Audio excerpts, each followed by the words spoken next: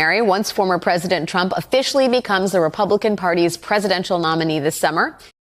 As is customary, once former President Trump officially becomes the Republican Party's presidential nominee this summer, he will start to receive briefings from intelligence agencies. Now, this practice was started back in the 1950s by President Harry Truman to ensure a smooth transition to power. So technically, it's business as usual here. But this is the first time that a candidate will receive those briefings while under indictment for mishandling classified documents. And that underscores the importance of getting some resolution in the classified documents case itself. Now, we still do not know when that trial will actually happen. It has been 1 week since Judge Aileen Cannon heard arguments on scheduling that trial. Special counsel Jack Smith wants the trial to start in July, while Trump's attorneys say the earliest the trial should start is August, although they would really prefer never. Judge Cannon's ultimate decision here has the potential to create chaos on Trump's legal calendar. The later she schedules her trial, the more likely she is to block any January 6 election interference trial from going to trial before the election. And now we have learned that next Thursday, Judge Cannon will hear arguments by Team Trump to dismiss the documents case altogether.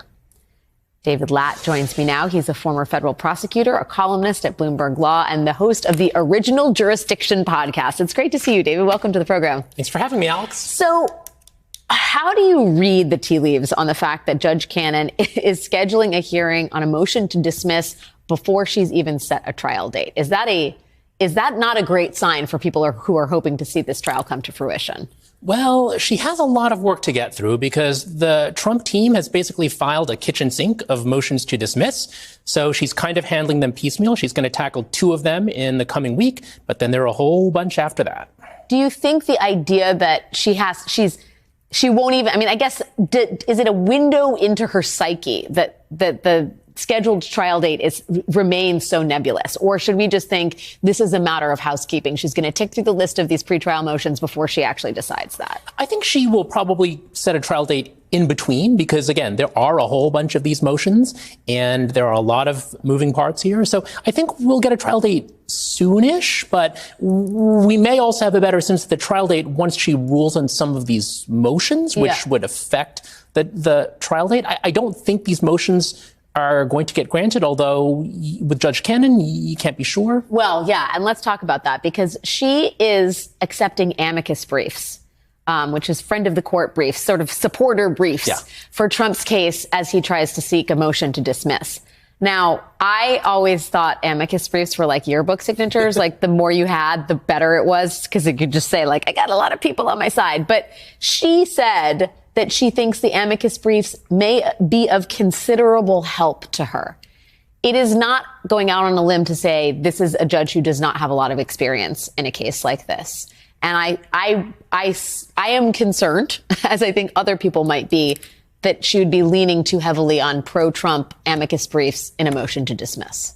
So I wouldn't be, there are things to worry about here, but I don't know that I would be super worried about that. That language comes from the rules in the Supreme Court regarding amicus briefs, and there's not a similar rule for district courts or trial courts where Judge Cannon is. So it's kind of like a copy-paste thing. I think she's basically just saying, okay, let him in, it's fine. Now, look, she may be quite susceptible to the argument in those briefs, which is that Jack Smith is not lawfully appointed, but I wouldn't read too much into her agreeing to have them filed. Do you, you said on the Stay Tuned podcast that you think Judge Cannon is on thin ice. There's been a lot of talk about whether she could be taken off this case entirely. Where do you think she stands now? So I don't think Jack Smith wants to remove her. I think he would rather not do that because it is something of an extreme measure. She did get some adverse rulings from the 11th Circuit, including from Trump appointees twice. And so that was in the pre-indictment phase of this case when it was a civil case brought by Trump, totally bizarre kind of situation. She ruled in favor of him in a really wacky way. And so that's why I think if she does something else, it's sort of like a 3 strikes and you're out kind of situation. But again, I don't think Jack Smith wants to do that. That would theoretically slow things down, would it not? Yes, exactly. They would have to reassign. They would have to find another judge. I think he's kind of keeping his fingers crossed, but I think we're also aware of the possibility that, yes, Judge Cannon could go rogue again. Well, yeah, and I think that then there's the whole question of what she can do to the rest of the calendar. Let's just start this conversation with, or let's continue this conversation with an opinion you hold that I think is a hard one for people who seek accountability for Donald Trump to hear, but talk to me about your view on the chances that the federal election interference case actually goes to trial before November. I think that's under 5%, really low. Of course, we now have this Supreme Court immunity appeal that's sort of gumming up the situation. That's probably not going to be decided by the Supreme Court until June.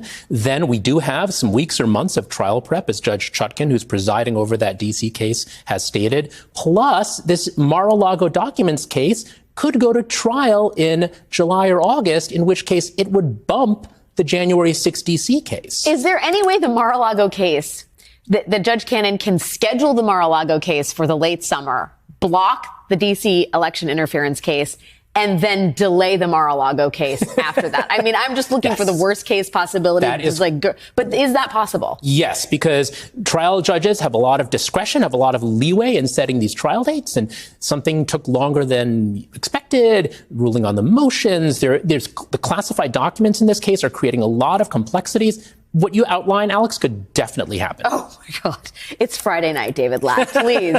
Okay, well, we're going to come back to you many times.